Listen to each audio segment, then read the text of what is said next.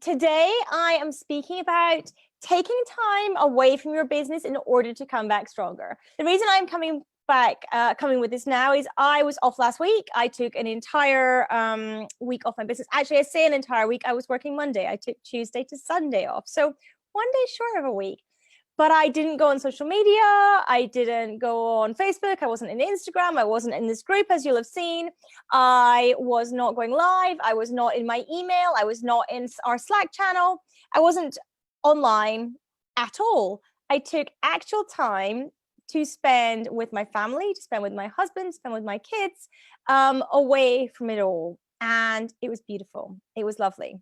This is the first time that I have ever completely done that I have ever completely switched off, completely stepped away, and my business is 10 this year. So I don't want that to be you. Okay, if you're just starting out, if you have a 5-figure business, if you're a startup, I don't want that to be you. I don't want you to wait 10 years to take a week off your business. I want you to work out you can do it a lot earlier than I can. Now, I have a team already, but there were some bits that I just did not let go of, things like my own email, that kind of thing, which meant that I felt like I had to be on it all the time. But actually, for me, it just took a bit of reframing, I guess you might call it, in order to let my clients know, tell people, etc., that I wasn't going to be around that week. So some of my clients that I have weekly calls with, I could just say to them, actually, I'm not around next week, I'm on holiday. Now, that is something I would have been really scared to do, in all honesty, a few years ago. I would have thought that they would have made judgments on me, or, thought I wasn't committed to their businesses, all this kind of stuff, which I was telling myself, which is ridiculous, of course. Silly things, because, we don't grudge anyone taking a week off and having a holiday. But I would have told myself all these things, which would have meant that I would have been glued to my phone. I would have been glued to checking emails. I would have been glued to checking DMs, messages, responding on social media, etc., to things that I was tagged in, all that kind of stuff. I didn't do any of that. I was tagged in lots of things, as it happens, as I found out the week I was away. I didn't respond to any of it then. I've gone back now to most of it. Some is still outstanding, but I've gone back to most of it now. But I just switched it off. I told people on my page that I wasn't going to be live. I told people in the groups that I wasn't going to be live that week. And guess what? Nothing bad happened. Nothing bad happened at all. And it was really liberating. It was really liberating. And I put it out of office on directing people to somebody else in the team. So, that might be a key bit that you might need to get somebody else involved in your business, particularly if you're a solopreneur just now. You might need to get a VA for a week while you do that, who can deal with your emails, for example. But I urge you not to wait the 10 years that I did to actually take a full week off your business, because, fundamentally, this is something I really strongly believe, is that if you can't take a week or two off your business, then you've just got a job. You don't have a business. The business itself is not independent of you in any way whatsoever. And that makes it really, really tough, because everything is always on your shoulders. You should be able to get to a place in your business and be, targeting yourself with getting to a place where you can actually have a week, 2 weeks, even a month off your business, and it runs beautifully.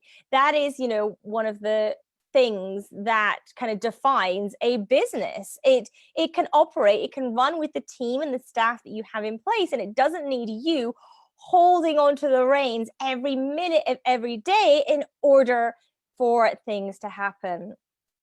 Hey, Cindy, thanks for joining me today. So I highly urge you to see how it can be that you can, let's even say within the next year, take a week out of your business and do it in a way that means that you don't need to have to panic.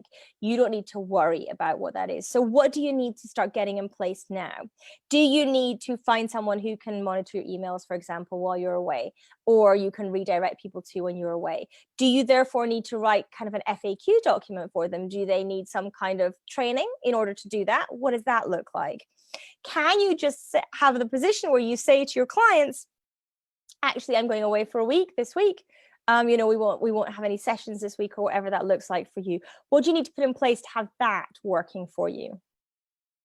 What are the things that you need to set up now so that in a few months' time you can take that at least a week off your business, ideally more, and not have those kind of palpitations and those worries and the anxiety around what is happening. You can be free to have a beautiful time and not worry about your business. Because what I found is, since coming back, I'm extra recharged.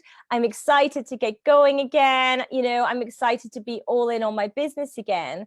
Taking that time out, taking that time to spend with family, to spend in nature, all those good things that are good for the soul. So what can you do in your business to get yourself to that place if you're not there already? If that's not already a thing for you, what can you do to get yourself there so that you can do it with ease, you can do it with calm, you can do it with no stress, and you can happily take that week out of your business.